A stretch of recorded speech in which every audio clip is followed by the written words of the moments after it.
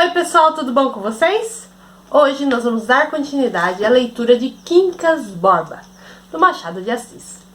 Então já vou pedir meu like, já vou pedir que você compartilhe muito com seus amigos, que você se inscreva no canal se ainda não for inscrito e ative as notificações para o YouTube te avisar sempre que tiver vídeo novo por aqui, beleza?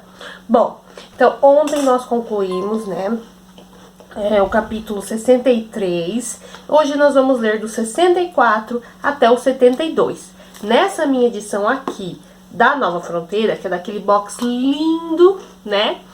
Eu deixei aqui na descrição, inclusive, o link para você comprar o box, igual ao meu, ou a obra individual, de uma edição super legal da Martins Fontes. Vou deixar aqui embaixo na descrição. Compra com esse link que você vai estar ajudando o canal. Tá bom? Então, nessa edição aqui que eu tô lendo, é da página 285 até a página 300, tá bom? Então, vamos lá, gente, na continuidade da leitura aí, vocês se lembram que o Rubião se meteu numa cilada aí, né, porque ele tá meio apaixonadinho pela Sofia, que é a esposa do Cristiano Pária, mas também parece que ele tá querendo se envolver com política, não sei. Vamos ver o que vai acontecer no desenrolar dessa história, né? Vamos lá, então? Ok. Sofia deu-lhe a mão gentilmente, sem sombra de rancor. As duas senhoras do passeio estavam com ela, em trajes caseiros. Apresentou-as. A moça era prima, a velha era tia. Aquela tia da roça, Aurora, da carta que Sofia recebeu no jardim das mãos do carteiro, que logo depois deu uma queda. A tia chamava-se Dona Maria Augusta. Tinha uma fazendola, alguns escravos e dívidas, que lhe deixara o marido, além das saudades. A filha era Maria Benedita, nome que a vexava, por ser de velha, dizia ela. Mas a mãe retorquia-lhe que as velhas foram algum dia moças e meninas, e que os nomes adequados às pessoas eram imaginações de poetas e contadores de história. Maria Benedita era o nome da avó dela, afilhada de Luís de Vasconcelos, o vice-rei. Que queria mais? Contaram isso ao Rubião, sem que ela se vexasse. Sofia, ou por atenuar o caso, ou por outro motivo, acrescentou que os mais feios nomes eram lindos, segundo a pessoa. Maria Benedita era lindíssima. Não lhe parece? Concluiu voltando-se para Rubião. Deixa de caçoada, prima, acudiu Maria Benedita, rindo. Podemos crer que a velha nem Rubião entenderam o dito. A velha, porque começava a cochilar, e Rubião, porque afagava um cãozinho que tinham dado a Sofia, pequeno, delgado, leve, buliçoso, olhos negros, com um guizo no pescoço. Mas, insistindo a dona da casa, ele respondeu que sim, sem saber o que era. Maria Benedita deu um muxoxo. Em verdade, não era uma beleza. Não lhe pedissem olhos que fascinam, nem dessas bocas que segredam alguma coisa, ainda caladas. Era natural, sem acanho de roceira, e tinha um donaire particular que corrigia as incoerências do vestido. Nascera na roça e gostava da roça. A roça era perto, Iguaçu.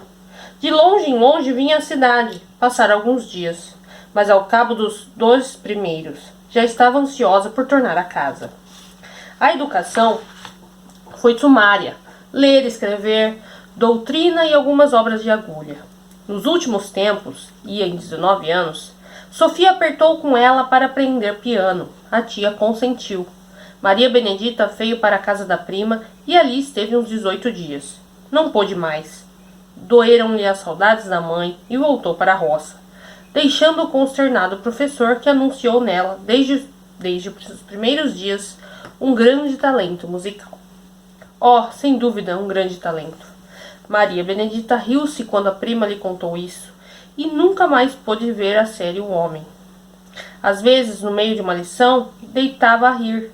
Sofia contraía as sobrancelhas a modo de ralho e o pobre homem perguntava o que era, e de si mesmo explicava que havia de ser alguma lembrança da moça, e continuava a lição. Nem piano, nem francês. Outra lacuna, que Sofia mal podia desculpar. Dona Maria Augusta não compreendia a consternação da sobrinha. Para que francês? A sobrinha dizia-lhe que era indispensável para conversar, para ir às lojas, para ler um romance. Sempre fui feliz sem francês, respondia a velha. E os meias línguas da roça são a mesma coisa, não vivem pior que os crioulos. Um dia acrescentou: nem por isso lhe hão de faltar noivos. Pode casar. Já lhe disse que pode casar quando quiser. Que eu também casei e até deixei-me na roça, sozinha, morrer como uma besta velha. Mamãe, não tenha pena, é só aparecer o noivo. E aparecendo, vai com ele e deixe-me ficar. Olha, Maria José, o que fez comigo. Vive lá pelo Ceará. Mas se o marido é juiz de direito, ponderava Sofia. Torto que seja, para mim é a mesma coisa. Cá fica o frangalho da velha. Casa, Maria Benedita, casa depressa, eu morrerei com Deus. Não terei filhos, mas terei Nossa Senhora, que é a mãe de todos. Casa, anda, casa. Toda essa rabugem era cálculo. Tinha em mira arredar a filha do matrimônio, excitando-lhe o terror e a piedade. Quando menos, retardalho. Não creio que revelasse esse pecado ao confessor, nem que se chegasse a entendê-lo. Era obra de um egoísmo idoso e melindroso. Dona Maria Augusta fora longamente querida. A mãe era doida por ela. O marido amou-a até o último dia com a mesma intensidade. Mortos ambos, todas as suas saudades filiais e matrimoniais foram postas na cabeça das suas filhas, das suas duas filhas. Uma fugira-lhe casando, ameaçada da solidão, se a outra se casasse também. E Dona Maria Augusta fazia tudo o que podia para evitar o desastre. Curta foi a visita de Rubião. Às 9 horas levantou-se ele discretamente, esperando qualquer palavra de Sofia, um pedido para que ficasse ainda algum tempo, que esperasse o marido que já vinha, um espanto que fosse. Já? Mas nem isso. Sofia estendeu-lhe a mão, em que mal pôde tocar. Contudo, a moça durante a visita mostrou-se tão natural, tão sem azedume. Não teve seguramente os olhos longos e loquazes como dantes. Parecia até que não houvera nada, nem bem nem mal, nem morangos e nem lua. Rubião tremia, não achava palavras, e ela achava todas as que queria, e, se era preciso olhar para ele, fazia-o direitamente e tranquilamente. Lembranças ao nosso palha, murmurou ele de chapéu e bengala na mão. Obrigada. Foi fazer uma visita. Parece que ouço passos. Há de ser ele. Não era ele. Era Carlos Maria. Rubião ficou espantado de o ver ali, mas achou logo que a presença da fazendeira e da filha explicaria tudo. Podia ser até que fossem aparentados. Ia saindo quando o senhor entrou, disse-lhe Rubião, depois de o ver sentado ao pé de Dona Maria Augusta. Ah, respondeu o outro, olhando para o retrato de Sofia. Sofia foi até a porta despedir-se do Rubião. Disse-lhe que o marido ficaria com pena de não estar em casa, mas que a visita era imperiosa. Negócios. Iria pedir-lhe desculpa. Que desculpa? Acudiu o Rubião. Parece que quis dizer ainda alguma coisa, mas o aperto de mão de Sofia e a reverência que esta lhe fez deram-lhe o sinal de despedida. Rubião inclinou-se, atravessou o jardim, ouvindo a voz de Carlos Maria na sala. Vou denunciar seu marido, minha senhora. É homem de muito mau gosto. Rubião parou. Por que? Disse Sofia. Tem esse seu retrato na sala, continuou Carlos Maria. A senhora é muito mais bela, infinitamente mais bela do que a pintura. Comparem, minhas senhoras. Como ele diz aquelas coisas tão naturalmente, pensou Rubião, em casa, relembrando as palavras de Carlos Maria. Desfazer no retrato só para elogiar a pessoa? Note-se que o retrato é muito parecido. De manhã, na cama, teve um sobressalto. O primeiro jornal que abriu foi o Atalaia. Leu o artigo editorial, uma correspondência e algumas notícias, e de repente deu com o seu nome. Que é isso? Era o seu próprio nome impresso, rutilante, multiplicado, nada menos que uma notícia do caso da Rua da Ajuda. Depois do sobressalto, aborrecimento. Que diacho de ideia aquela de imprimir um fato particular contado em confiança? Não quis ler nada, desde que percebeu o que era, deitou a folha ao chão e pegou em outra. Infelizmente, perdera a serenidade. Lia por alto, pulava algumas linhas e não entendia outras, ou dava por si no fim de uma coluna sem saber como viera escorregando até ali. Ao levantar-se, sentou-se na poltrona, ao pé da cama, e pegou da atalaia. Lançou os olhos pela notícia. Era mais de uma coluna. Coluna e tanto para coisa tão diminuta, pensou consigo. E a fim de ver como é que Camacho enchera o papel, leu tudo, um pouco às pressas, vexado dos adjetivos e da descrição dramática do caso. Foi bem feito, disse em voz alta. Quem me mandou ser linguarudo? Passou ao banho, vestiu-se, penteou-se, sem esquecer a bisbilhotice da folha, acanhado com a publicação de um negócio que ele reputava mínimo, e ainda mais pelo encarecimento que lhe dera o escritor, como se tratasse de dizer bem ou mal em política. Ao café pegou novamente na folha, para ler outras coisas, nomeações de governo, um assassinato em Garanhuns, meteorologia, até que a vista desastrada foi cair na notícia e leu então com pausa. Aqui confessou Rubião que bem podia crer na sinceridade do escritor. O entusiasmo da linguagem explicava-se pela impressão que lhe ficou do fato. Tal foi ela que lhe não permitiu ser mais sóbrio. Naturalmente é o que foi. Rubião recordou a sua entrada no escritório do Camacho, o modo por que falou, e daí tornou atrás ao próprio ato. Estirado no gabinete, evocou a cena, o menino, o carro, os cavalos, o grito, o salto que deu, levado de um ímpeto irresistível. Agora mesmo não podia explicar o negócio. Foi como se lhe tivesse passado uma sombra pelos olhos. Atirou-se à criança e aos cavalos, cego e surdo, sem atender ao próprio risco. E podia ficar ali, embaixo dos animais, esmagado pelas rodas, morto ou ferido.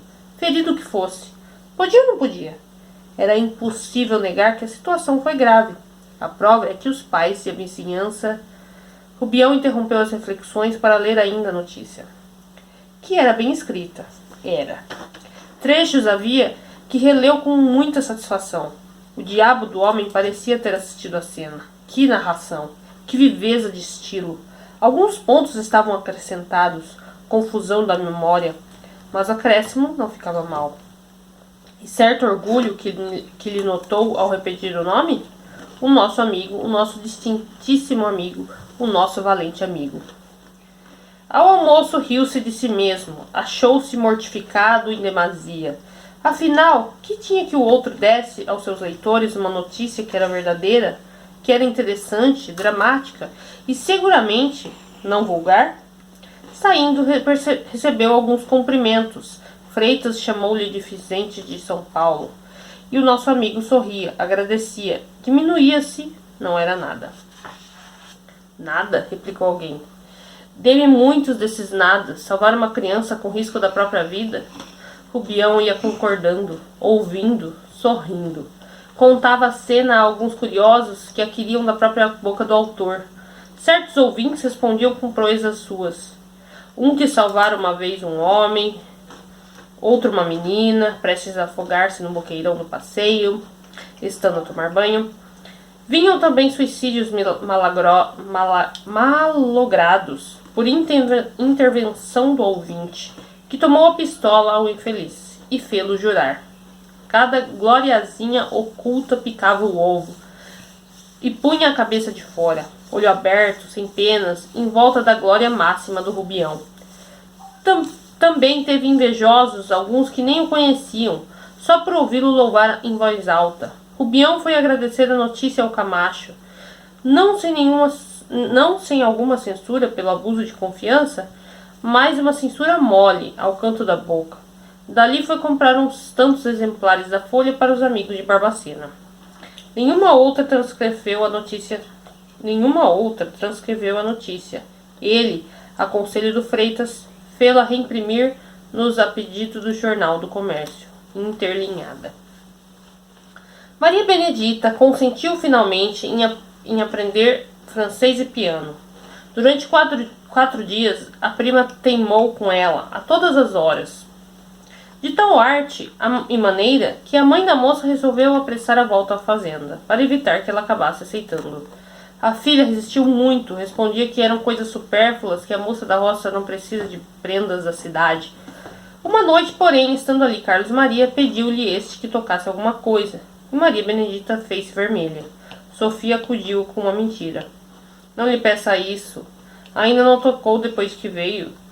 Diz que agora só toca para os roceiros. Pois faça de conta que somos roceiros, insistiu o moço. Mas passou logo a outra coisa, ao baile da baronesa do Piauí, a mesma que o nosso amigo Rubião encontrou no escritório do Camacho.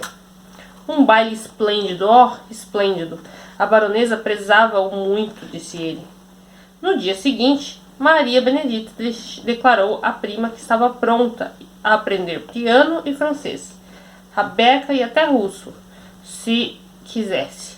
A dificuldade era vencer a mãe. Esta, quando soube da resolução da filha, pôs as mãos na cabeça. Que francês? Que piano? Bradou que não, ou então que deixasse de ser sua filha. Podia ficar, tocar, cantar, falar cabinda ou a língua do diabo, que os levasse a todos.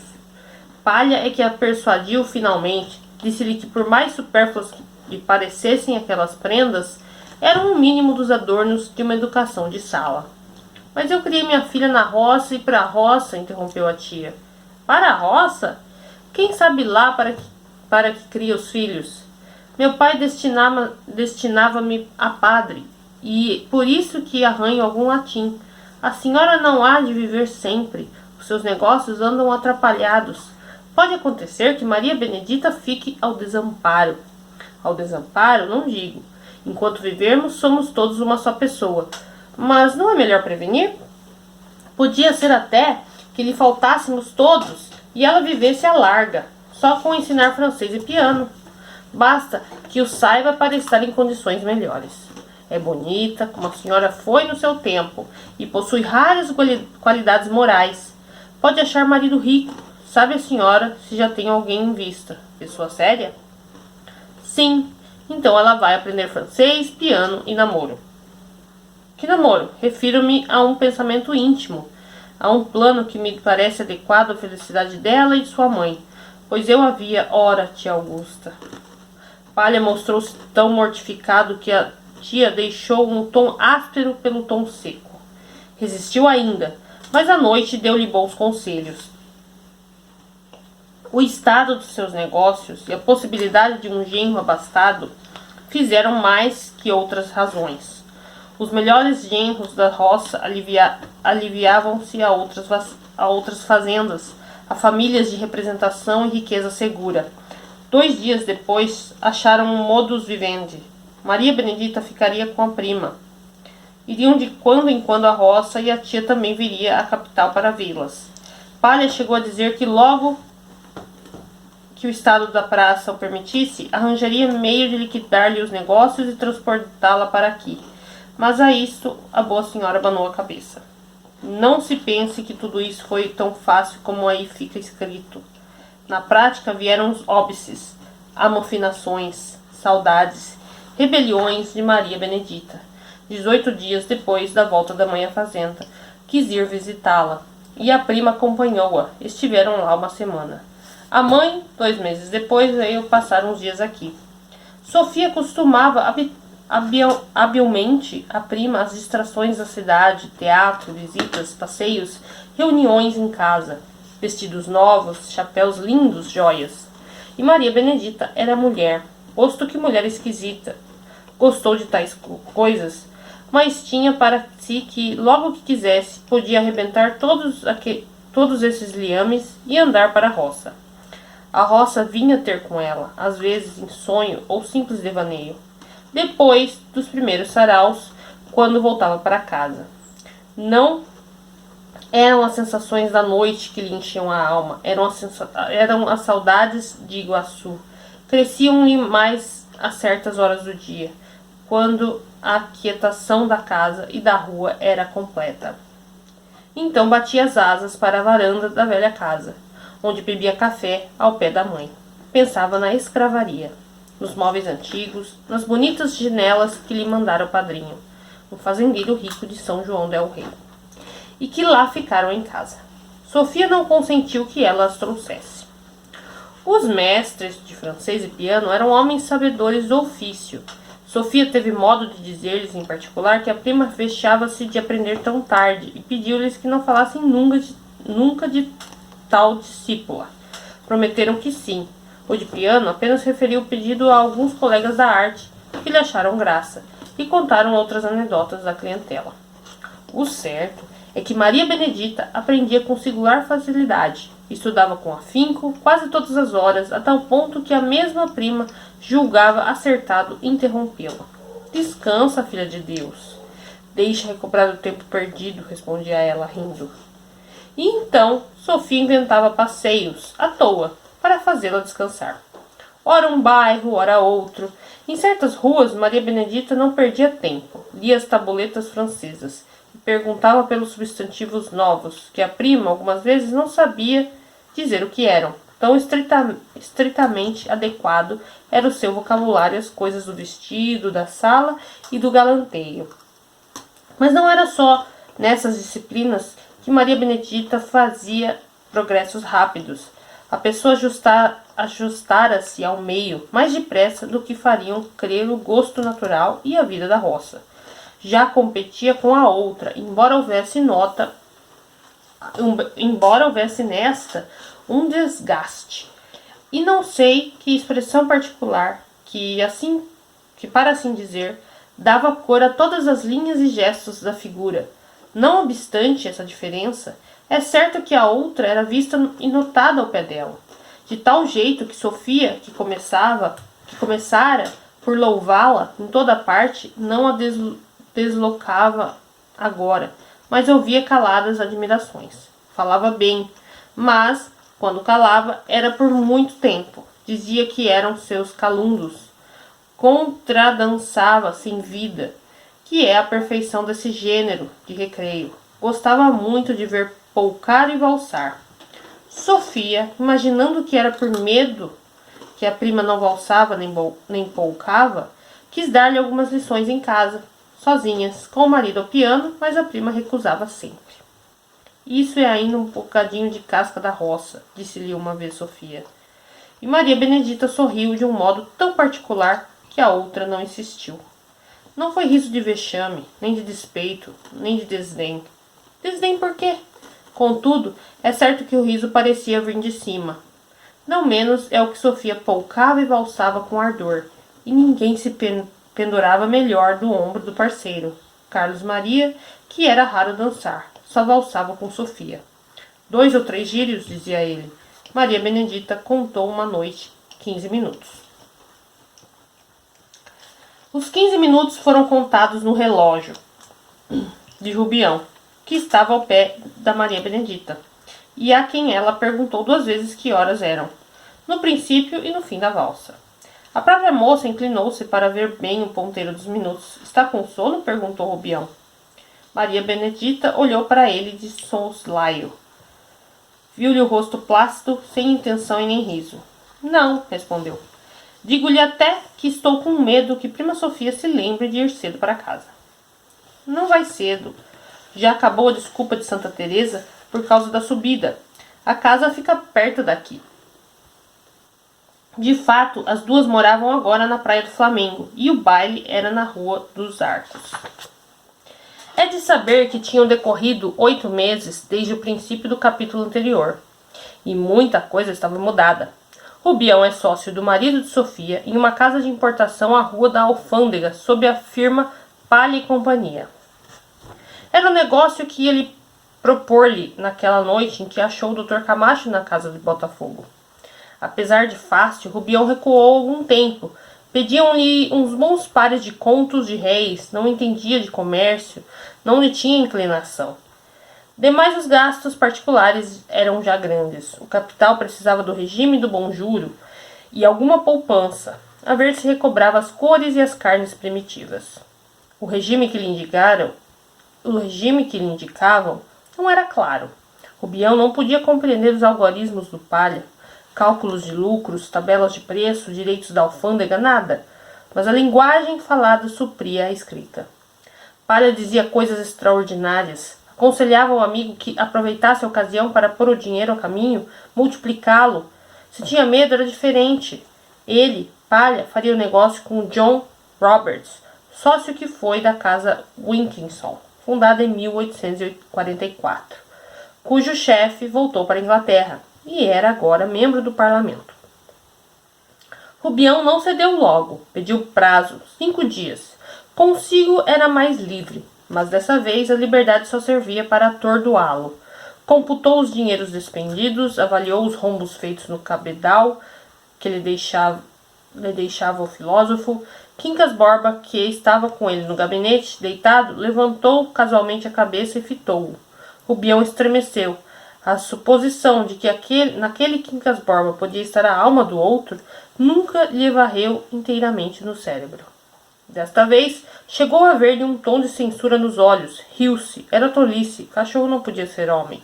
Insensivelmente, porém, abaixou a mão e coçou as orelhas do animal, para captá-lo.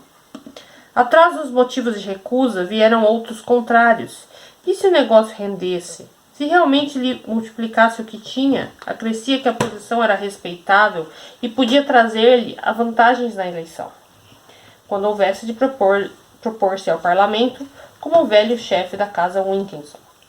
Outra razão mais forte ainda era o receio de magoar o Palha, de parecer que nem não confiava dinheiros, quando era certo que dias antes recebera parte da dívida antiga e a outra parte restante devia ser-lhe restituída dentro de 2 meses.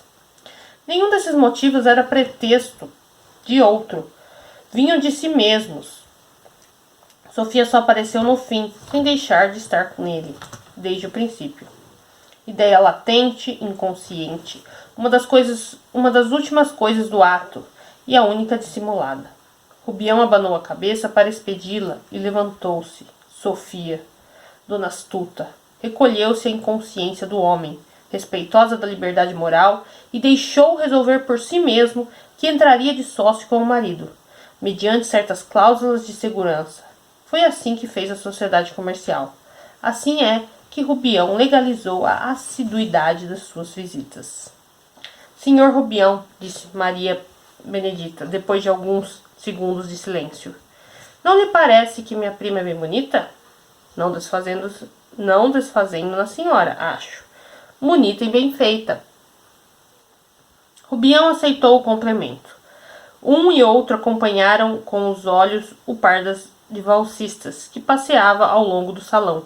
Sofia estava magnífica. Trajava de azul escuro, muito decotada. Pelas razões ditas no capítulo 35, os braços nus, cheios com os tons de ouro claro, ajustavam-se às espáduas e aos seios tão acostumados ao gás do salão. Diadema de pérolas feitiças, tão bem acabadas, que iam de par com as 2 pérolas naturais que lhe ornavam as orelhas, e que Rubião lhe dera um dia. Ao lado dela, Carlos Maria não ficava mal. Era um rapaz galhardo, como sabemos, e trazia os mesmos olhos plácidos do almoço do Rubião. Não tinha as maneiras súditas, nem as curvas reverentes dos outros rapazes. Espremia-se com a graça de um rei benévolo. Entretanto, se à primeira vista parecia fazer apenas um obséquio àquela senhora, não é menos certo que ia desvanecido por trazer ao lado a mais esbelta mulher da noite. Os 2 sentimentos não se contradiziam, fundiam-se ambos na adoração que este moço tinha de si mesmo.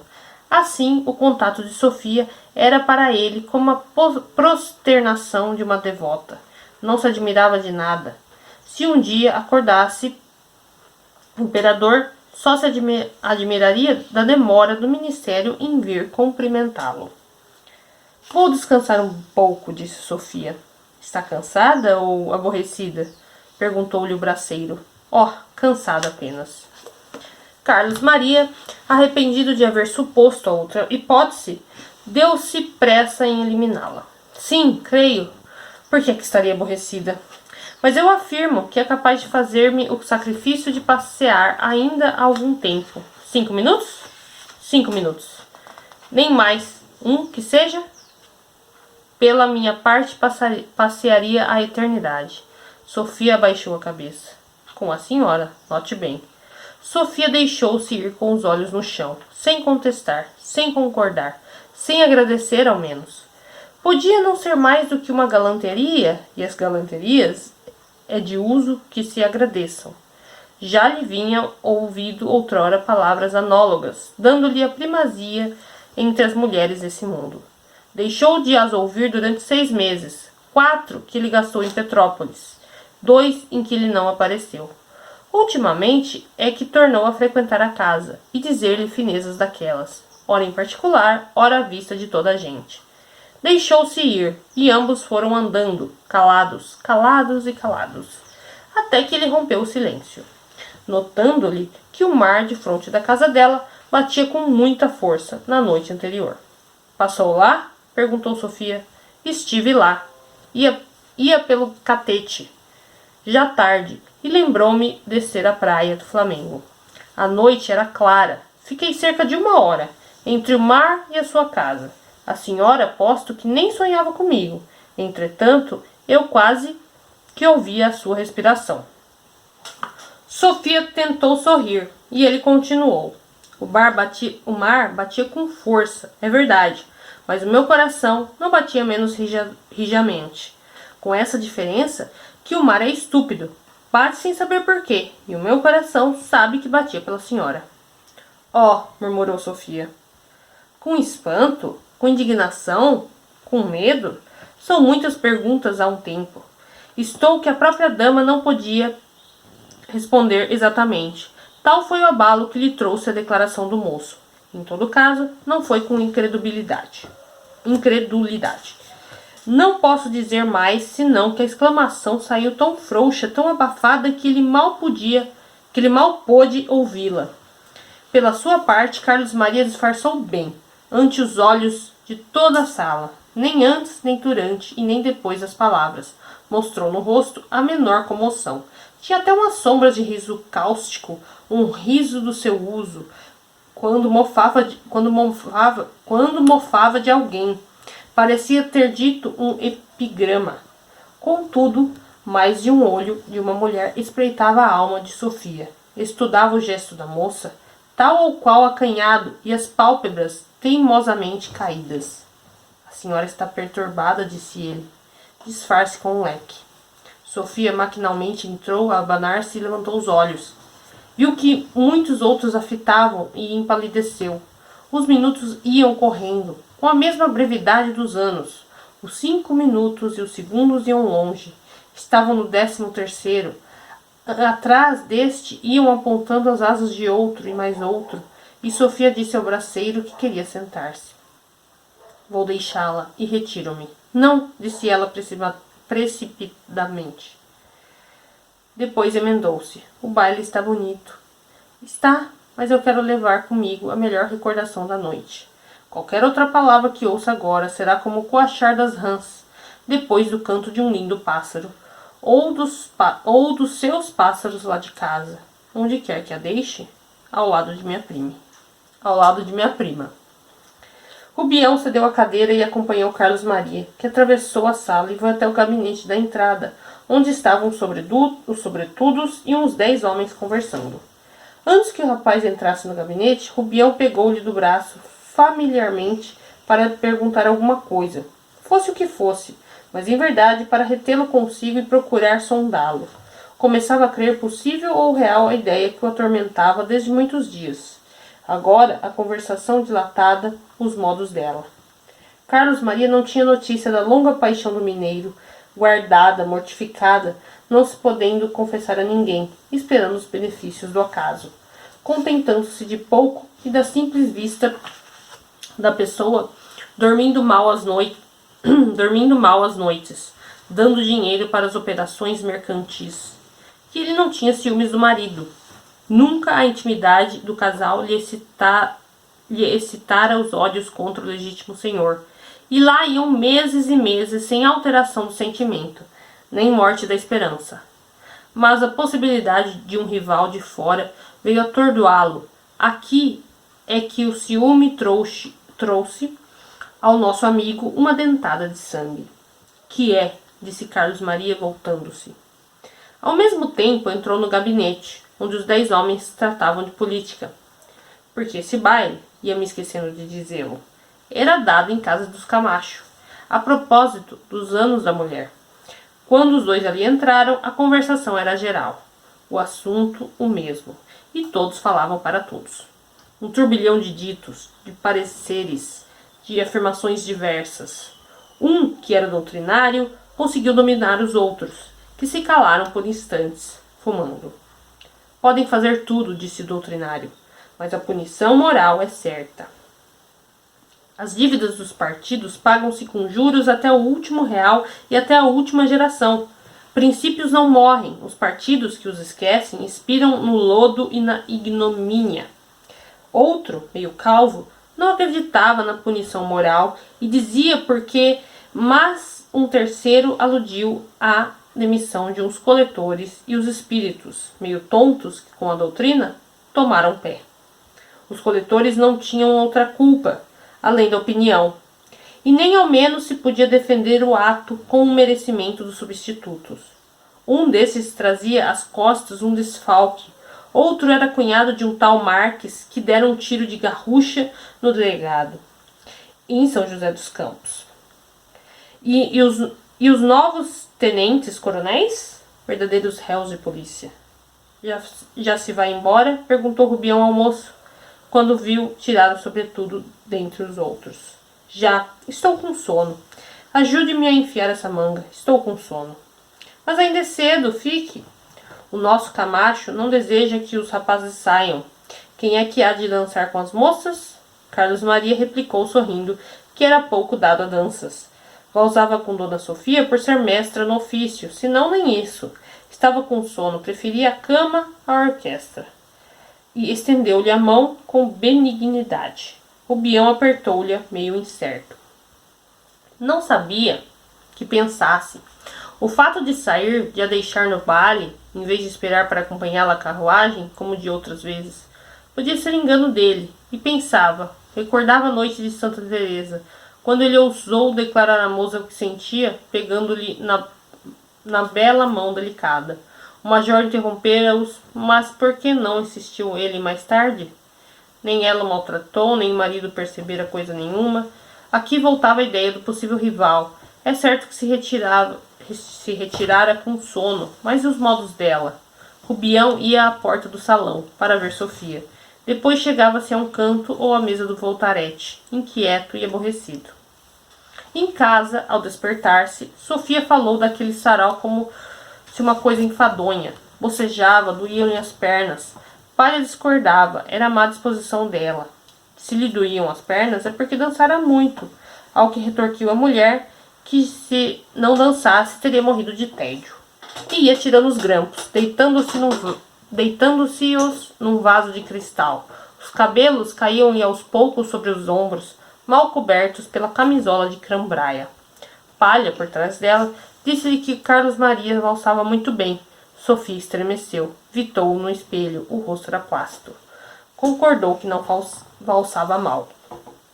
Você louva os outros porque sabe que ninguém é capaz de o Você louva os outros porque sabe que ninguém é capaz de o desbancar. Anda, meu vaidoso, já te conheço. Palha, estendendo a mão e pegando-lhe no queixo, obrigou a olhar para ele. Vaidoso por quê? Por que é que ele era vaidoso? Ai, gemeu Sofia, não me machuques. Palha peixou-lhe a espádua. Ela sorriu, sem tédio, sem dor de cabeça, ao contrário daquela noite de Santa Teresa, em que relatou aos maridos os atrevimentos do Rubião. É que os morros serão doentios e as praias saudáveis. E no dia seguinte, Sofia acordou cedo ao som dos trilos da passarada de casa, que parecia dar-lhe um recado de alguém. Deixou-se estar na cama e fechou os olhos para ver melhor. Ver melhor o quê? Não, seguramente os morros são doentios. A praia era outra coisa. Posta à janela, dali a meia hora, Sofia contemplava as ondas que vinham morrer de fronte. E ao longe, as que se levantavam e desfaziam a entrada da barra. A imaginosa dama perguntava a si mesma se aquilo era a valsa das águas, e deixava-se ir por esta torrente abaixo, sem velas e nem remos. Deu consigo olhando para a rua, ao pé do mar, como procurando sinais do homem que ali estivera na antevéspera alta noite. Não juro, mas cuido que achou os sinais. Ao menos é certo que cotejou o achado com o texto da conversação. A noite era clara. Fiquei cerca de 1 hora entre o mar e a sua casa. A senhora aposto que nem sonhava comigo. Entretanto, eu quase que ouvia sua respiração. O mar batia com força, é verdade, mas o meu coração não batia menos rijamente. Com essa diferença que o mar é estúpido, bate sem saber porquê, e o meu coração sabe que batia pela senhora. Sofia teve um calafrio. Procurou esquecer o texto, mas o texto ia se repetindo e a noite era clara. Entre 2 frases, sentiu que alguém lhe punha a mão no ombro. Era o marido, que acabava de tomar café e ia para a cidade. Despediram-se afetuosamente. Cristiano recomendou-lhe que Maria Benedita, que acordara muito aborrecida. Já de pé? Exclamou Sofia. Quando eu desci, já achei na sala de jantar. Acordou com a mania de ir para a roça. Teve um sonho, não sei o que. Calando-os, concluiu Sofia. E com os dedos hábeis e leves, consertou a gravata do marido. Puxou-lhe a gola do fraque para diante, despediu-se outra vez. Palideceu e saiu. Sofia deixou-se estar à janela. Antes de dobrar a esquina, ele voltou a cabeça. E, na forma do costume, disseram adeus com a mão. Aqui. Concluímos aqui, tá, gente? A página 300. Bom, agora a gente tem mais uma pessoa aí apaixonada pela Sofia. Sofia, hein? Sofia tá, né? Complicado o negócio aqui. Bom, vamos ver o que vai acontecer, né? No decorrer aí da narrativa. O Quincas Borba acho que já tá meio desconfiado também, né? Vocês perceberam aí que acho que ele tá achando... Acho que ele está achando que o Carlos tá com arte também. E a Sofia acho que tá meio gamadinha nele, porque, né, diferente do Rubião, ela, né, não falou nada pro marido sobre o que o outro falou pra ela, né? Então, tipo, será? Vamos ver o que vai acontecer. Então, gente, muito obrigada pra você que tá acompanhando aí a leitura. Peço desculpa por possíveis barulhos. Iluminação, que eu tô gravando agora à tarde, tá bom? Então, às vezes, é complicado, não tenho ainda um lugar bacana. Esse cantinho que eu ajeitei aqui é o cantinho que eu tenho nos vídeos. Futuramente eu vou ter um lugar especial, né? Já tô, né, trabalhando nisso daí, mas vai demorar um pouco ainda. Então, é isso, gente. Eu espero que vocês estejam gostando e deixa nos comentários aqui pra eu saber, tá bom? Um beijo, pessoal, e até amanhã com o 7º dia de leitura de Quincas Borba, né? Tchau, gente, até amanhã!